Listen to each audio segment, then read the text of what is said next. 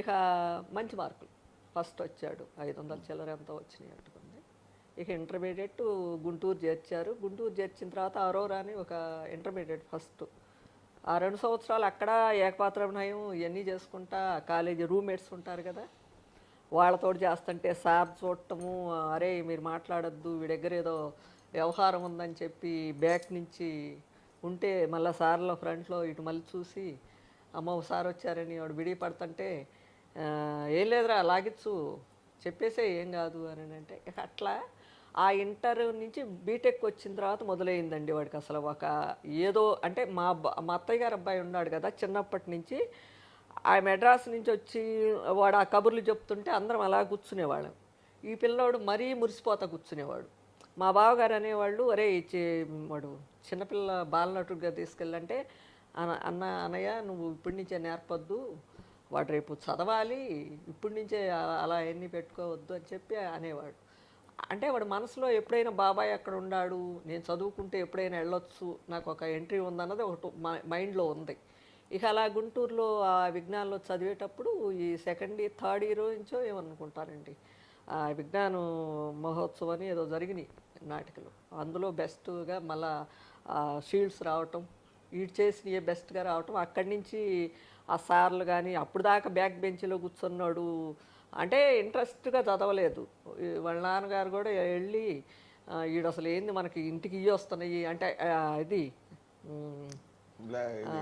Attendance తగ్గుతుండేది, పిక్చర్లకు వెళ్ళేవాడు, తగ్గుతుంది చదవటం లేదని కొంచెం ఆయన వీకెండ్ వెళ్ళేవాడు. వెళ్ళి ఇక గమనిస్తే కొంచెం స్ట్రిక్ట్గా వాడిని చేస్తే ఒకటో రెండో సబ్జెక్టులు పోతే ఇక థర్డ్ ఇయర్ నుంచి పెట్టాడు దాని మీద ఎక్కువ ఫోకస్.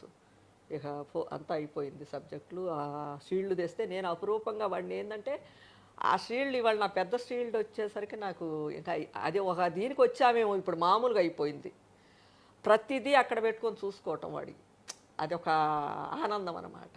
వాడిని పిలిచి ఎవరన్నా ఒక షీల్డ్ ఇచ్చారంటే అది నాకే తెచ్చిచ్చేవాడు. అయ్యలో అక్కడ పెట్టుకొని చూసుకుంటాం. ఇంతకుముందు మా పాత ఇంట్లో అన్నీ అసలు అట్లా టీపాయ్ మీద ఉండేవి, ఇంకా అవన్నీ కొత్తవి వస్తున్నాయి కదా, ఇంకా అన్నీ లోపల పెట్టేశారు. ఇక అలా అలా ఫోర్త్ ఇయర్ అయిపోయిన తర్వాత వాళ్ళ అక్కతోటి చెప్పాడు, నేను వెళ్తాను ఇక ఈ ఫీల్డ్కి, బాబాయ్ ఉన్నాడు కదా అంటే ఇక ఆ అబ్బాయి ఇందాక ఆయన చెప్పారుగా ఇక అట్లానే అడగట్టము. మా మరిది గారు అరుణ్ ప్రసాద్ గారు అడిగి ఏంటంటే సరే అమ్మా వస్తే వాడు అదృష్టం బాగుంటే పైకి వస్తాడు, లేకపోతే చదువు ఉంది కదా ఏదో ఒకటి చేసుకుంటాడని చెప్పి అలా వెళ్ళిన తర్వాత గౌతమ్ ఎస్ఎస్సికి అసిస్టెంట్ డైరెక్టర్గా చేశాడండి ఫస్ట్. అసలు ఒక టైంలో మేము వెళ్ళినప్పుడు అసలు బాగా అవుట్డోర్ షూటింగ్లో ఉండాడట్టుకుంది, నాకైతే ఏడుపు వచ్చింది. ఎందుకు నాన్న ఏడ ఏసీ రూముల్లో చేసుకోవటానికి జాబు, మంచి చదువు కదా ఈసీ అండి బీటెక్, లేకపోతే యూఎస్ వెళ్ళేవాడు కదా, ఎందుకమ్మా అంటే ఏం పర్లేదమ్మా ఇష్టమైంది కష్టపడతానన్నాడు. ఇష్టమైంది కష్టపడతాను ఏం పర్వాలేదన్నాడు. ఏడ్చుకున్నాను నేను కూడా. ఇక అక్కడి నుంచి ఏమండి మాకు అనిల్ మళ్ళా డైరెక్షన్ చేసిన దాకా మా మనసులో ఈ గుండె వేగం ఎవరికి తెలియకపోవచ్చు, అది మాకే తెలుసు. అంత చుట్టాల్లో కూడా మమ్మల్ని అంటే ఇబ్బంది పెట్టారు. అంటే మా సముద్రంలో బాబుని వదిలాము, వాడు ఈదుకుంటా రావాలి కదా ఒడ్డుకి.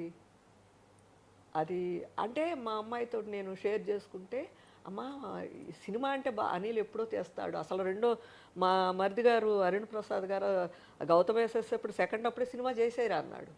సినిమా చేస్తే ఇండస్ట్రీలో అనిల్ నిలబడాలమ్మా, ఊరక ఆషామాషిగా ఒక సినిమా తీసి యువతలకు రావటం కాదు, కొడితే ఏనుగు కుంభస్థలాన్ని కొట్టాలి అనేదండి మా అమ్మాయి.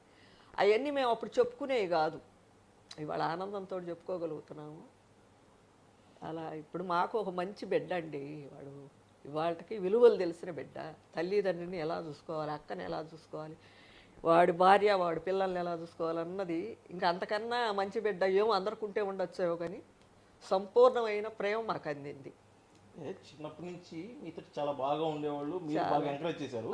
మీరు ఎప్పుడైనా అనిల్ రావిపూడి ఇంత పెద్ద డైరెక్టర్ సినీ ఇండస్ట్రీలో ఈ స్థాయికి వెళ్తాడని ఇప్పుడు ఇంకా వెళ్ళేదే ఉందండి. ప్రతి సినిమాతోటి మా బాబుకి నేను ఒక మాట అంటాను, నానా ఏంటి మన అందరూ 100 కోట్ల సినిమా చేస్తున్నారు కదమ్మా, మంది ఎప్పుడు అయ్యిద్దమ్మా అంటే, నువ్వు అంటుండమ్మా అని ఎప్పుడు వచ్చిందండి. నేను ఆ మాట అన్న తర్వాతనే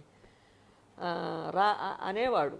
ఇప్పుడు నా మనసులో మళ్ళా ఒక్కటి ఉంది, మా అబ్బాయి పాన్ ఇండియా సినిమా చేయాలని, మా అబ్బాయి అంత స్థాయికి ఎదగాలని అనేది ఒకటి ఉందండి.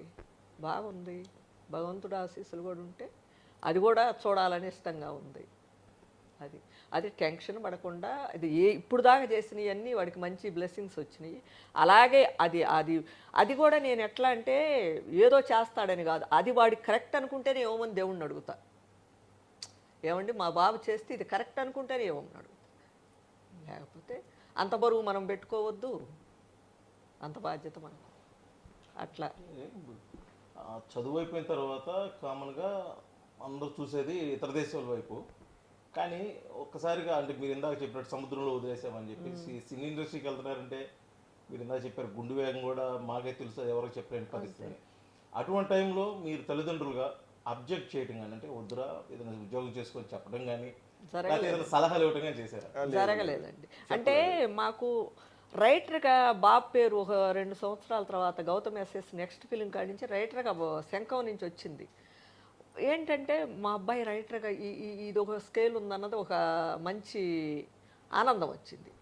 ఆ రైటర్గా అలా సాగుతుంటే పెద్ద హిట్స్ పడలేదు అనిల్కి. ఎక్కడ దీనిలో మళ్ళీ ఉండిపోతాడా, డైరెక్షన్ డిపార్ట్మెంట్కి వస్తాడా రాదని మళ్ళీ భయం ఉంది. ఆ భయాన్ని వాడు ఛేదించి ఆ కష్టం అంతా వాడు పడ్డాడు. అన్ని ఇంటర్వ్యూల్లో చెప్పాడు. పటాస్ తోటి కళ్యాణ్ రామ్ గారు మాకు, ఎన్టీఆర్ మాకు ఇంకొక ఆనందం. మా ఇంట్లో ఆయన ఒక దైవం కదా, అలాంటి ఆయన ప్రొడక్షన్లో మేము చేశాం కదా, మా బాబుకి ఫస్ట్ సినిమా వచ్చిందని అది పెద్ద ఆనందపడ్డాము మేము అప్పుడు, మామూలుగా కాదు. సరే.